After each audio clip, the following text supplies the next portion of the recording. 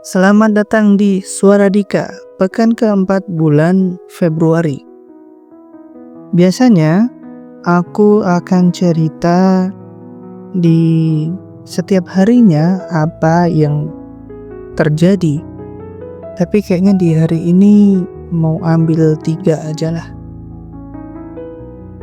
Karena yang sisanya lupa apa yang terjadi di hari itu atau apa yang menarik di hari itu. Jadi kita ambil 3 aja yang paling menarik. Yang pertama, ini kejadiannya di tanggal 23 kalau nggak salah. Jadi di hari itu atau di hari sebelumnya, aku tuh dimintai tolong sama orang lain untuk ikut kerja bakti di rumahnya gitu. Kerja bakti apa? Kerja bakti kayak bangun penghubung antara jalan dan teras rumahnya. Karena di antara jalan sama teras rumahnya itu ada selokan, ada jalur air yang kecil ya, mungkin sekitar 30 atau 50 meter lah, 50 cm. Nah, karena rumahnya itu ada mobilnya, ini rumah baru dibangun, baru jadi, terus mau bikin jalan untuk mobilnya gitu. Untuk mobilnya bisa masuk ke dalam garasi dengan lebih mudah. Jadi di hari itu, aku sama orang-orang yang lain, sama warga yang lain, sama tetangga-tetangganya itu ngumpul di depan rumahnya untuk bikin cor-coran ke dalam garasi yang ada di sebelah rumah. Udahlah, di situ kita kerja bakti lah. Kita aduk semen, masukin pasir ke dalam molen, masukin kerikil apa segala macam. Sampai akhirnya jembatan itu ataupun penghubung itu jadi. Tetapi karena mungkin masih terbilang tipis ketebalannya, itu mau ditambahin lagi. Tetapi konsekuensi dari ditambahnya ketebalan semen tersebut, nanti semennya itu akan memanjang ke dalam tengah jalan. Jadi ancang-ancang mobilnya itu ada di pertengahan jalan. Gimana ya? Jadi kalau kita lewat di depan rumah itu ada sedikit gundukan di salah satu sisi jalan karena itu digunakan untuk agar mobil dia bisa masuk ke dalam rumah dengan lebih mulus. Mungkin orang lain gak akan mempermasalahkannya, tetapi aku pribadi kayak gimana gitu. Kenapa untuk sebuah kepentingan pribadi kita harus mengusik kepentingan umum? Karena cor-coran, ancang-ancang ataupun semen, adukan semen tersebut itu sampai di pertengahan jalan. Jadi lebar jalan itu setengahnya itu agak naik sedikit, yang setengahnya ya datar aja. Jadi kayak ngerasa aneh, apalagi kalau ada mobil yang lewat di situ pasti akan agak miring sedikit. Karena setengah jalannya itu dalam tanda kutip dipakai untuk pribadinya orang tersebut. Nah pas di sana itu nggak ada yang protes, nggak ada yang apa. Aku juga nggak protes karena emang dari segi umur aku emang termasuk yang paling kecil di antara yang lain nanti. Takutnya paling dibilang begini, alah anak kecil tahu apa segala macam. Jadi ya udahlah. Setelah tahu kalau itu mau ditinggikan atau mau dilebarkan sampai di pertengahan jalan, aku udah nggak bantuin lagi. Jadi aku bantuin cuman sampai di tahap 1. Tahap 1 kan cuman sampai di terasnya dia, sampai di halamannya dia. Nah, di tahap 2 itu yang sampai di tengah jalan, setengah jalan, itu aku udah nggak ikut lagi. Karena gimana ya, kayak aneh aja gitu. Kayak dia itu kayak mengakuisisi bahwasanya setengah jalannya itu masuk ke dalam pekarangannya, ke dalam fasilitas rumahnya untuk memuluskan caranya menaikkan mobil sampai ke garasi. Yang nomor 2 terjadi di tanggal 24 Februari. Di tanggal tersebut 2 hari hujan deras. Dan tentu ada ketakutan kalau nanti banjir. Karena apa? Karena biasanya itu setelah hujan 1 hari itu air mulai naik. Hujan 2 hari, air hampir meluap. Dan biasanya ketika 3 hari hujan itu nanti air akan keluar dari bibir sungai terus ngelebar kemana-mana gitu. Dan bener aja, ternyata di hari ketiga ada beberapa rumah yang terdampak dengan banjir, terutama rumah-rumah yang pondasi bawahnya itu kurang tinggi, terutama rumah-rumah yang berada di samping-samping sungai. Dan itu cukup menimbulkan trauma. Karena dulu seingat aku pas aku kecil, aku pernah dapati sungai di samping rumah itu pernah meluap. Dan itu meluapnya itu gimana ya, ampun-ampunan lah, sampai selutut kayaknya kalau nggak salah. Terus di sungai di selatannya lagi itu juga ikut meluap. Sungai yang ada di selatannya lagi meluap juga di selatannya lagi, dan sungai yang paling besar itu juga ikut meluap. Dan dulu aku sempat ingat ya, meskipun dulu pas waktu aku kecil itu sekitar seperut. Jadi kalau sekarang ya mungkin sepinggang orang dewasa lah. Dan itu kan cukup membuat trauma.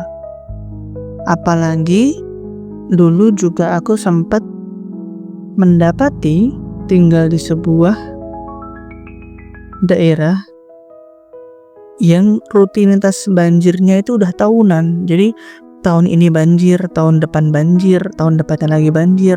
Cuman intensitas airnya aja yang berkurang, kadar airnya ada yang berkurang. Dan pernah suatu waktu itu pas aku di sana itu banjirnya itu sampai di pintu rumah. Jadi pintu rumahnya itu udah nggak kelihatan lagi. Kenapa kita tahu? Karena di atas pintu rumah, di temboknya itu ada bekas air.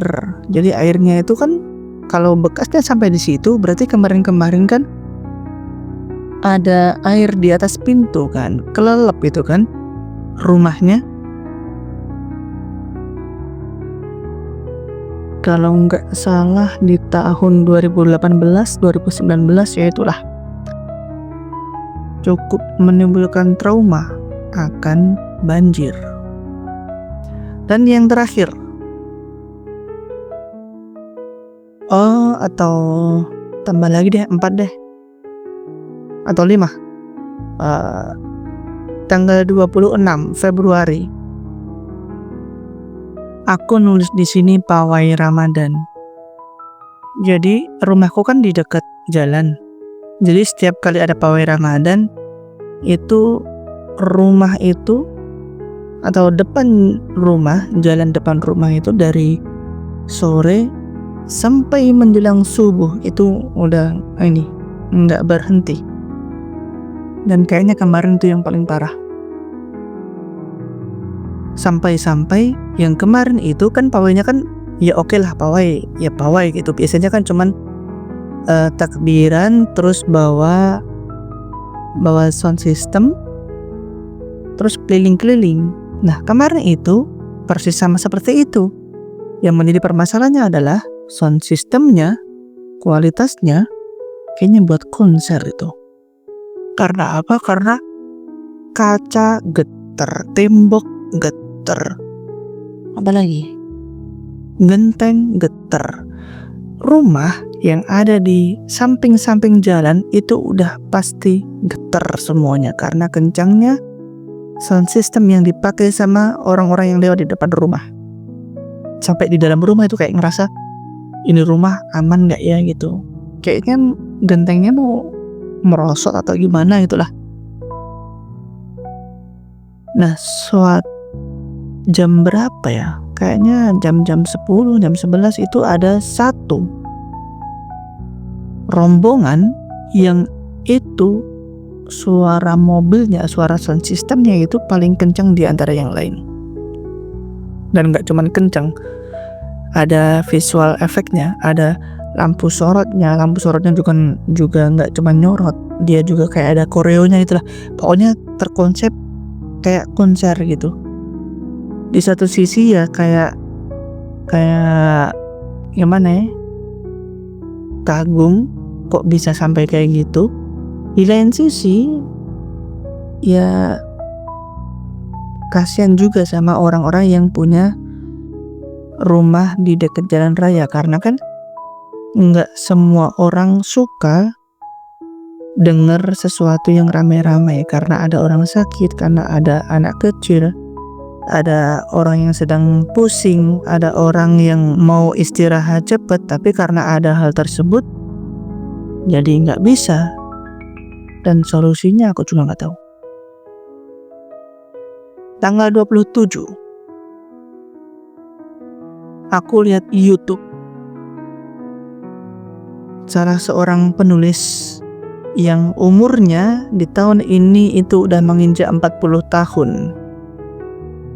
Dan di 40 tahun itu dia bilang umur seseorang itu akan dihitung setelah umur 40. Dan setelah umur 40, waktu kita akan berjalan mundur. Dia bilang begini, oke lah, boleh jadi ketika dulu kita di umur 21, kita akan pikir, oke, di umur 22 ada apa ini? Oke, di umur 23 akan ada apa? Oke, di umur 24 aku akan ngapain? 25 aku akan ngapain? Begitu terus sampai umur 39. Nanti setelah umur 39 datang umur 40 yang katanya itu adalah kehidupan kedua seseorang. Yang mana di umur tersebut kita akan mikir, nanti di umur 41 kita mau ngapain?